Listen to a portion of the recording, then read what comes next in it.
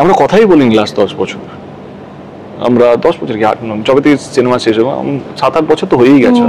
মানে আমি দেবকে থ্যাংক ইউ জানাবো যে ও অ্যাকনলেজ করেছে আমার হার্ড ওয়ার্ক। আমরা প্রথমবার বসলে কি রিঅ্যাকশন দেবো, কি কথা বলবো, কি নিয়ে বলবো, কিছু কথা থাকে আমার মন উদাসী প্রেমের জ্বালা বড়ই জ্বালা রে। টলিউডের অন্যতম আলোচিত জুটি দেব ও শুভশ্রীর প্রেমের গল্প এক সময় ছিল সবার মুখে মুখে।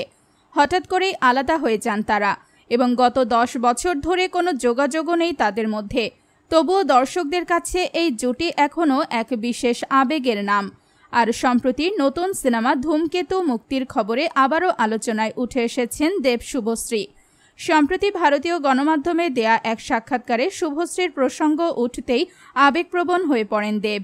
কিছুক্ষণ নীরব থাকার পর তিনি বলেন, একজন মেয়ে হয়ে শুভশ্রী যেভাবে কাজ ও সংসার সামলাচ্ছেন তা সত্যি প্রশংসার দাবি রাখে।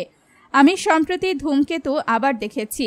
দায়িত্ব নিয়ে বলছি, এই ছবিতে শুভশ্রীর অভিনয় তার ক্যারিয়ারের সেরা।